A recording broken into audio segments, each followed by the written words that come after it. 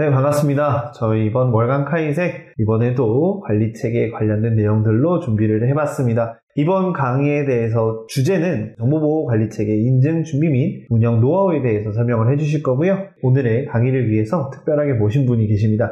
윤지구 강사님을 좀 소개를 해드리도록 하겠습니다. 안녕하세요. 반갑습니다. 네, 안녕하세요. 네, 간단하게 자기소개 좀 부탁드릴 수 있을까요? 네, 저는 기업에서 정보보안 관리자로 약 15년 정도 근무를 해왔고, 공공기관이랑 이커머스 그리고 금융기관, 데이터 스타트업을 거쳐서 최근 현재는 텍스테크 회사에서 CISO와 CPO를 겸임을 하고 있습니다. ISMS 인증을 여러 번 수검하면서 조금 더 어떻게 하면 기업에서 좀 더 효율적으로 그리고 쉽게 인증을 수검할 수 있는지 내용을 위주로 좀 설명을 드리려고 하고요. 제가 여러 번 수검을 받아보니까 여러 가지 좀 노하우들도 좀 생겼고, 그래서 이것들을 좀 공유하면 좋을 것 같아서 이 자료들을 준비를 해봤습니다.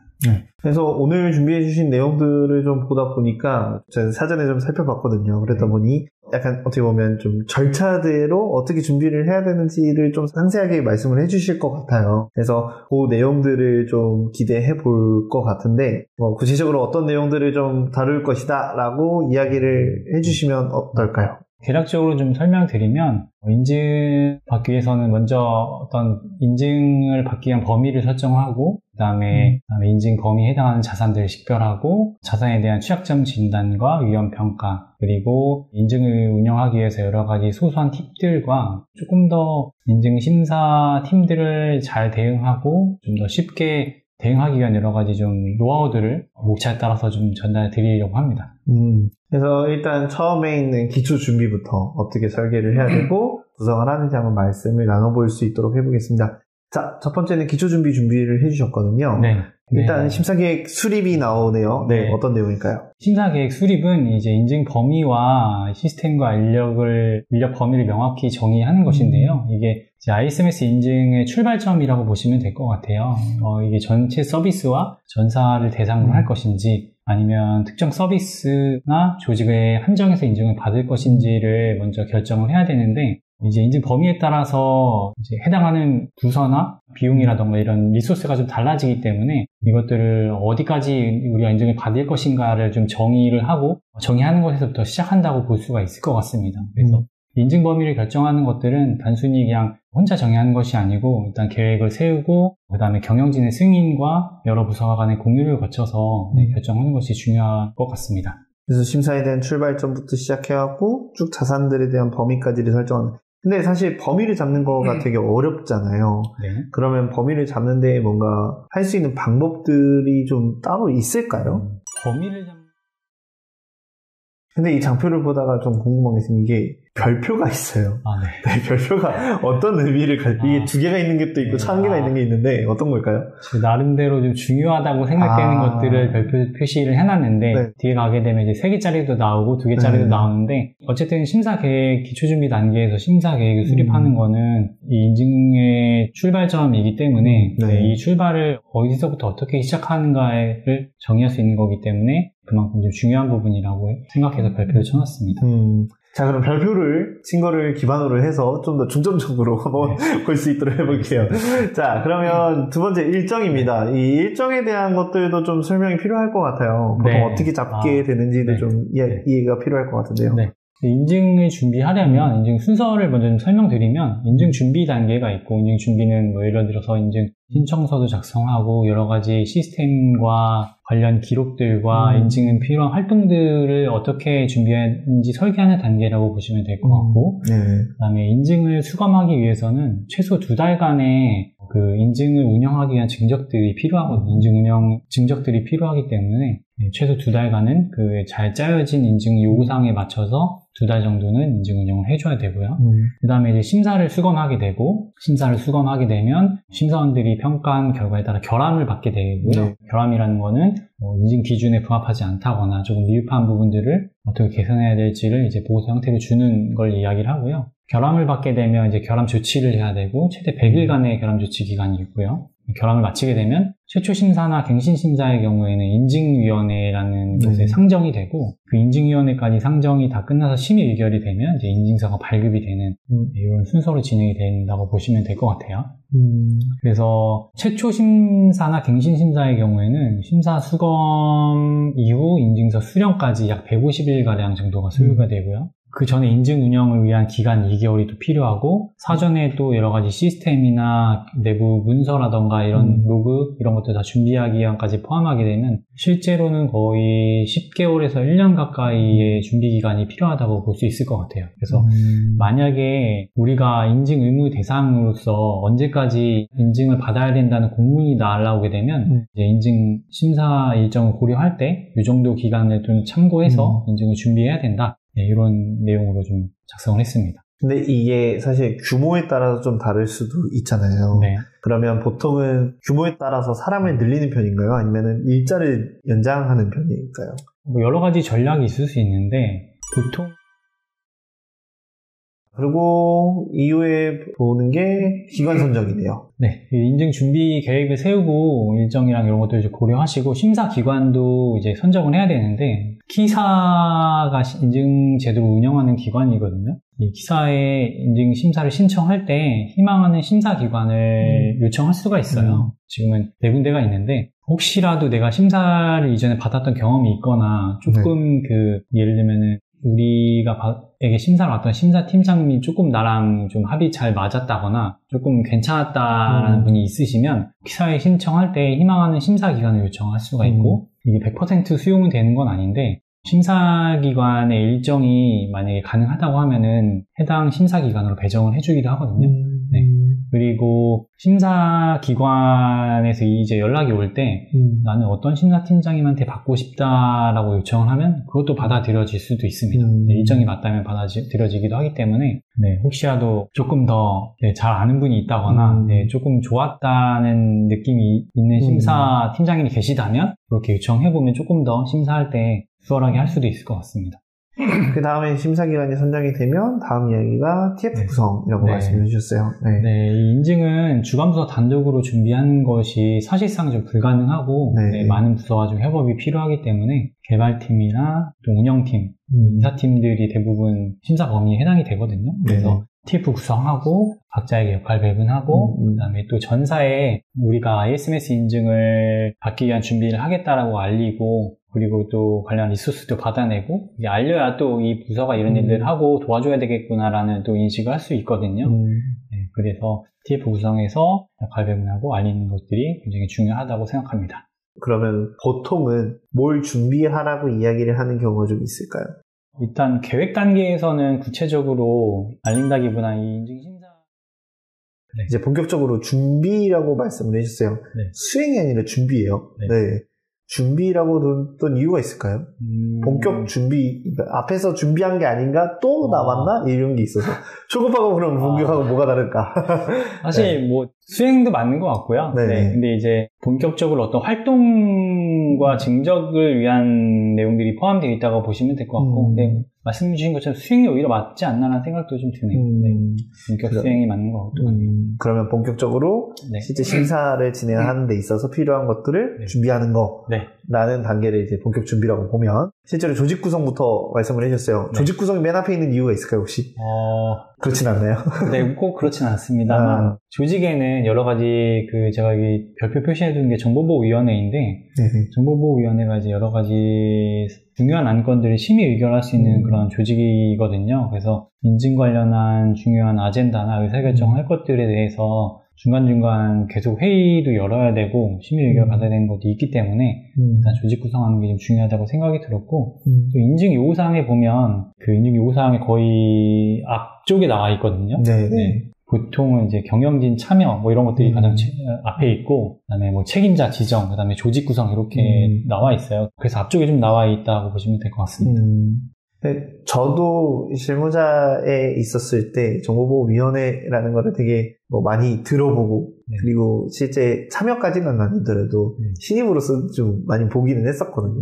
실제로 정보보호위원회는 어떤 것들을 해야 되는 게 있을까요? 정보보호위원회는 보통 안건에 대한 심의 의결을 한다고 보시면 될 것 같고, 예를 들면 뭐 정보보호 예산에 대한 심의 의결이라던가, 또는 이제 뭐 여러 가지 위험 평가 결과에 대한 심의 의결, 그리고 또 DOA라고 해서 어느 정도의 위험을 수용할 건지에 대한 결정을 경영진이나 정보보호위원회에서 하도록 되어 있거든요. 네, 그래서 가장 중요한 의사결정하는 조직이라고 보시면 될 것 같습니다. 그러면 이렇게 해서 조직들을 내부적으로 구성을 하는 거가 될 거고, 그럼 메인으로는 정보보호 전담 조직이 진행을 하고, 실무협의체에 대한 부분들은 각각에 있는 담당자들이 진행을 하게 된다. 네, 맞습니다. 이 정도로 보면, 그래서 조직도에 대한 예시를 좀 들어주셨어요.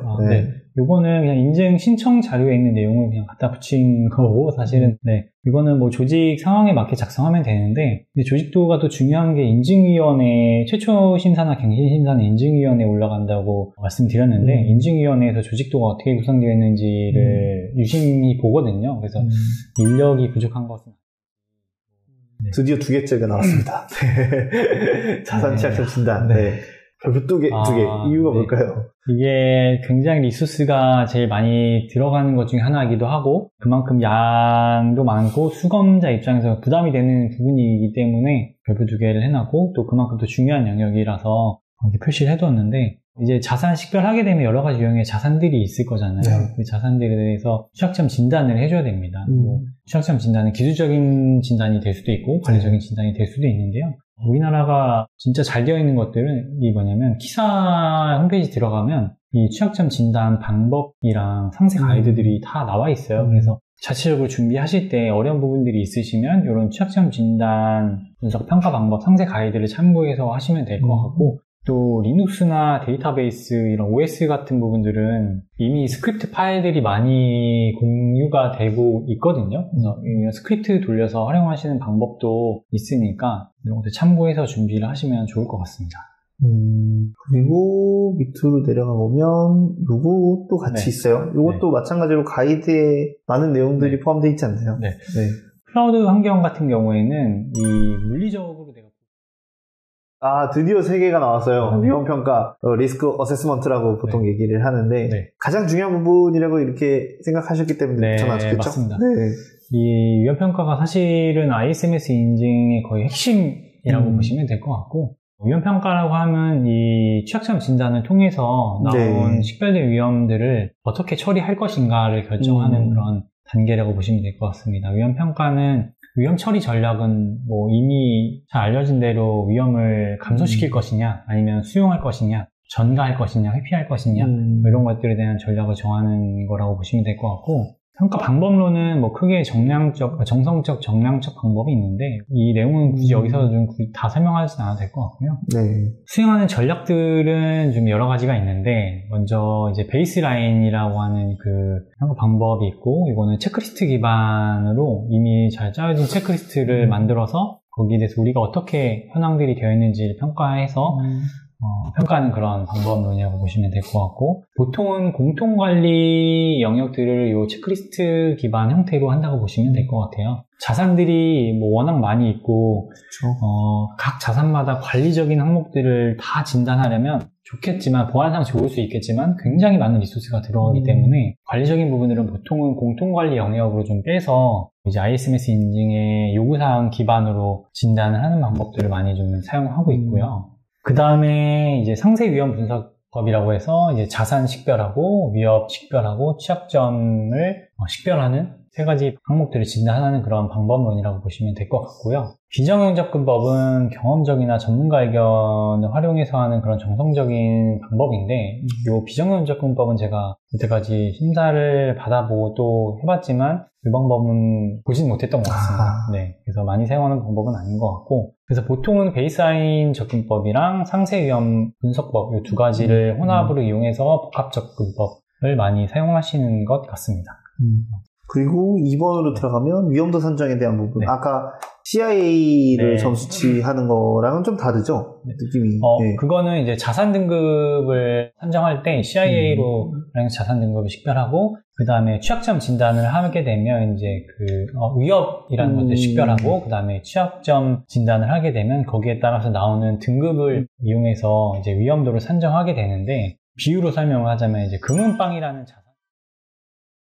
여기에서는 이제 실제로 심사했을 때 이제 현장에서는 어떻게 해야 되는지 뭐 요거를 얘기를 해주실 것 같은데 지금 5일을 심사를 하고 있는 거를 기준으로 한 거죠? 네. 보통 이제 최초 심사를 받게 되면 규모가 아주 크지 않은 이상 5일 정도 심사를 받게 되고요. 근데 5일 중에서 이제 1.5일은 현황 설명이랑 우리 서비스를 소개하는 그런 시간이라고 보시면 될 것 같고, 그래서 이 제가 간략하게 테이블 만들어 놓은 것처럼 보통 이제 심사팀이 오게 되면 월요일날 오전에 오면 심사팀 소개하고 어떤 내용으로 심사를 하겠다라는 내용들을 보통 소개하는 자리라고 보시면 될 것 같고, 그 다음에 오후에는 우리 서비스가 어떤 건지 설명하는 자리라고 보면 될 것 같고, 그 다음에 화요일 오전까지 보통 이제 네트워크 구성도나 중요한 흐름도에 대해서 설명하는 그런 자리라고 보시면 됩니다. 그래서 이제 본격적인 인터뷰는 화요일 오후부터 목요일 오전까지 진행된다고 보시면 되고요. 그래서 우리 내부적으로 인터뷰 시간을 어쨌든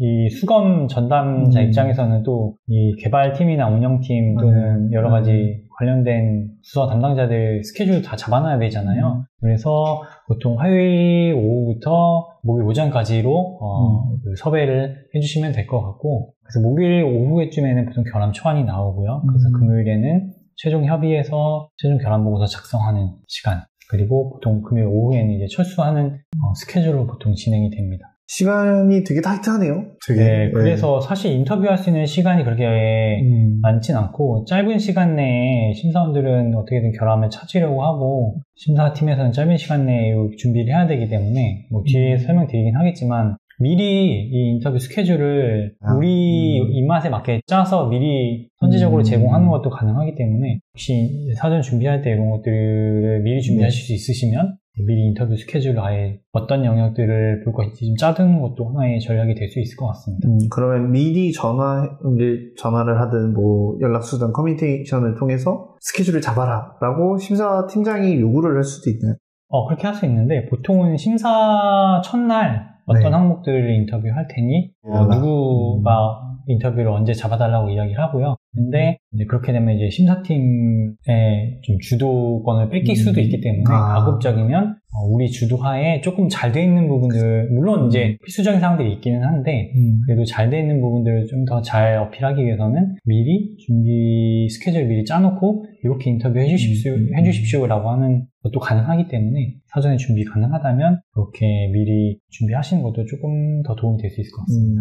진짜 이거야말로 진짜 노하우인 것 같아요. 그냥 단순하게 그냥 수행을 하는 게 아니라 미리 뭔가 짜볼 수 있는 환경들, 주도권을 가져갈 수 있게끔 환경을 이끌어가는 거 되게 중요한 것 같고, 그러면 비슷한 얘기인 것 같아요. 이거는 지금 설명드린 내용이고요. 그 다음에 이제 인터뷰 할 때 제가 보시면 대표적인 결함 사례도 이번에 소개를 해주실 것 같아요. 네, 이제 마지막 그 항목인데, 공공데이터 포털 들어가면은 연도별로 ISMS 인증 결함에 어떤 것들이 제일 많이 나오고 이런 것들에 대한 통계를 또 제공해주고 있거든요. 그래서 이런 거 참고하시면 어떤 결함이 많이 나오겠구나, 어떤 심사원들이 어떤 포인트로 보겠구나라는 걸 좀 확인할 수가 있고 참고할 수가 있고, 이제 심사원들도 애매한 것들은 결함 주기가 조금 어렵거든요. 그래서 명확하게 이건 다 결함이다라는 것들을 주려고 하기 때문에 대부분 좀 이런 항목들이 그래서 좀 명확하게 결함을 나오기 쉽다, 이렇게 좀 이해하시면 좋을 것 같고요. 그래서 간략한 예시들을 제가 좀 이후에 준비를 해봤는데요. 이걸 다 보긴 조금 어렵고 상위 10개만 예시와 함께 좀 설명을 드려보려고 합니다. 네, 먼저 제일 많았던 게 이제 현황 및 흐름 분석인데, 요거는 이제 정보 서비스나 개인정보의 흐름도가 누락이 되어 빠져 있거나 현행화되어 있지 않거나 이런 것들을 보통 결함으로 많이 나오고 있고요. 그래서 우리 서비스에 빠진 부분들이 있거나 이제 실제와 맞지 않는 부분들이 명확하게 결함 주기 쉽기 때문에 이런 이 현황 및 흐름 분석에 대한 결함이 제일 많은 걸로 좀 보입니다. 그래서 이 흐름도 관련해서 잘 사전에 미리 준비해 주시면 좋을 것 같고, 이것도 마찬가지로 좀 조치하기 쉬운 결함이라고 볼 수 있을 것 같아요. 그래서 이런 결함은 오히려 좀 득이 되는 결함, 땡큐인 결함이라고 볼 수 있을 것 같습니다. 그리고 두 번째가 방침. 이것도 마찬가지로 명확하게 결함이다, 이게 또 나오기 쉬운, 도출되기 쉬운 결함이고요. 이전과 마찬가지로 현행화되어 알겠습니다. 벌써 이제 거의 1시간 반 정도가 지나긴 했네요. 촬영 시간이. 실무자 관점에서 어떻게 대응을 해야 되는지, 혹은 심사원들은 어떤 항목들을 주로 보는지에 대해서 좀 살펴봤어요. 그래서 간략하게 절차대로 해서 어떤 부분들이 있고 실제 결함들이 어떤 게 있었고 대표적인 건 또 어떤 것들이 있더라 이런 걸로 좀 마무리를 해주셨는데 앞으로도 좀 안전하게 인증 대응을 잘 할 수도 있고 서로 유연하게 좀 잘 대응할 수 있게끔 되는 그런 기업을 이끌어 나갔으면 좋겠습니다. 네. 오늘 수고 많으셨고요. 네. 다음에 또 기회가 있으면 뵙도록 하겠습니다. 네. 고생 많으셨습니다. 네, 감사합니다. 네.